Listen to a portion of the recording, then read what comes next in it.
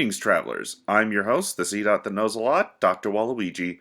Many Marvel fans have grown to like the character of Nick Fury, played by Samuel L. Jackson. However, this interpretation of the character was not the first to be introduced in the comics. Most people who've read the original comics based on this character will find that he was a much more aggressive and military-like character compared to his more sassy and spy-like counterpart. And in the late 80s, Fox was able to acquire the rights to the character, which led to the production of today's bad Marvel movie, starring David Hasselhoff. This is Nick Fury, Agent of S.H.I.E.L.D.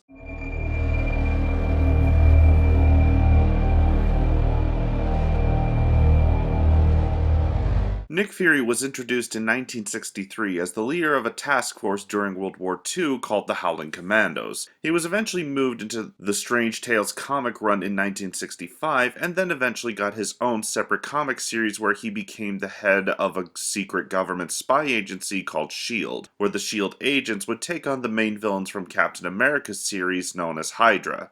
Then in 1986, Fox Studios acquired the rights to the character and began production on a TV series, which began with this movie as the pilot. Sadly, the movie was stuck in development hell, and the movie wasn't released until 1998, a whole 12 years after Fox had bought the rights for the character. The movie was a critical failure, and the series was never made due to poor ratings, and we wouldn't see this character again in live action until the MCU with the Sam Jackson character.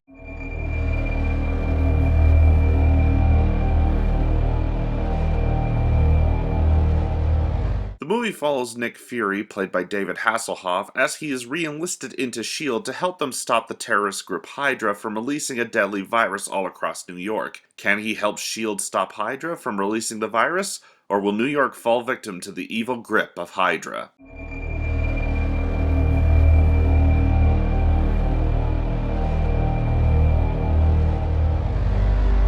For 1998, the cast of this movie is pretty impressive. Most of the cast members are well-known voice actors who only appear in movies or TV shows like this because it's a steady paycheck, but they all do an impressive job with what they were given.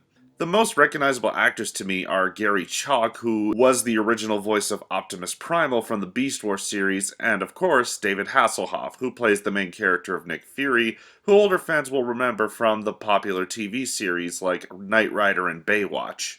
I feel like if this series did get picked up for syndication, these actors would have been the biggest reason viewers would have come back for every episode.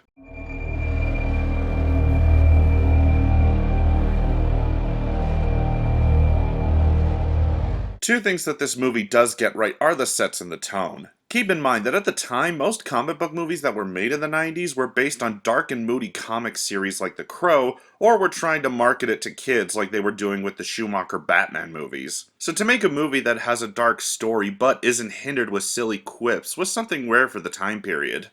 The sets for this movie are also impressive, with the studio being able to keep close to the comics, even though sets like the helicarrier look very dated and odd by comparison of the one we see in the MCU. Which is a shame that this movie was stuck in development hell for so long, as that is this movie's biggest weakness.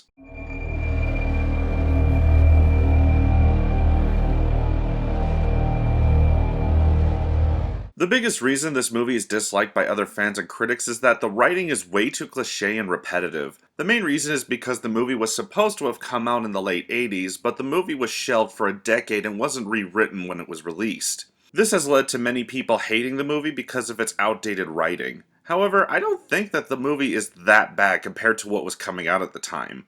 Keep in mind that this movie came out in 1998, the same year that gave us movies like Batman and Robin, Steel, and Barbed Wire. Compared to that, this movie isn't even in the top 10 of the worst comic book movies ever made, let alone the worst ever done by Marvel.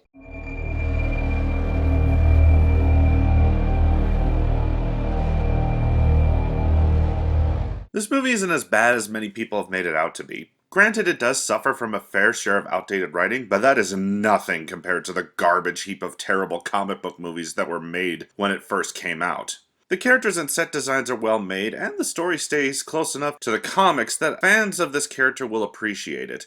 However, I do agree that it shouldn't have been made as a TV series, as much like the most recent series that's based on these characters wouldn't last very long and would grow tired unless the writers intended to add other Marvel characters. I give this movie a 6 out of 10. It's one of the few good Hasselhoff movies, but it's not anything special if you're looking for something closer to the MCU. Thanks for watching, I'm Dr. Waluigi, and remember, don't judge a book by its cover, because you'll never know what's inside. Good night, everyone.